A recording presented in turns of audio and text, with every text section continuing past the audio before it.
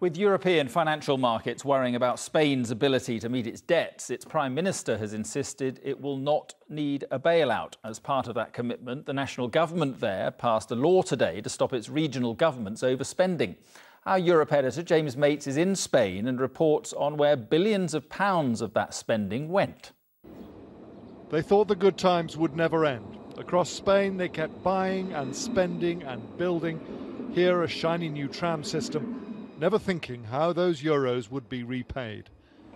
Parla, a suburban town outside Madrid, now has the distinction of being the most indebted in Spain. They bought palm trees from Egypt to line the streets. They built a fabulous municipal pool, complete with sand dunes and wave machines to mimic the Costa Brava. It doesn't look so glamorous now.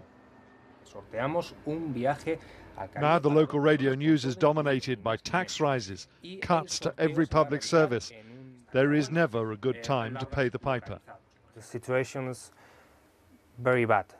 The problem is that we can pay these services and you can't pay for them.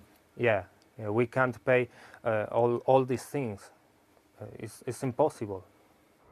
On the plains of La Mancha, where Don Quixote once tilted at windmills, modern Spaniards have been doing something even more foolish. They built vast estates, each one they thought a suburban paradise. 5 years later, they're almost deserted. Monuments to the boom times, when money was cheap and memories short. In the good times, they envisaged thousands of young families living here, the streets and the playgrounds full of children. The reality has been very different, but every bad development like this one is weighing down the Spanish economy. The people who built this are now bust. It's all owned by the banks. But every bad debt held by the banks means that a healthy business can't borrow money. It's a very dangerous spiral. A spiral that is taking Manolo Toral and his wife Maria to the very bottom. They bought one of these apartments for 150,000 euros. Now they'd barely get 60,000 for it. Since she, like a quarter of her compatriots, is now unemployed, they can neither pay the mortgage nor sell.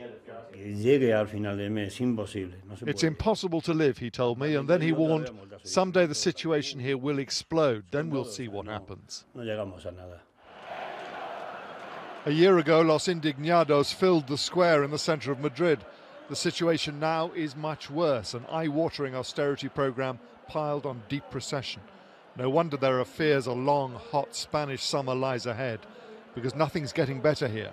The Spanish economy is now in the operations room, so it's, the doctors are taking care of the Spanish economy at this particular moment. The money that built all this may never be repaid. Every boom has its bust, but this bust may be so big, it takes a lot of Europe down with it. James Mates, ITV News, Madrid.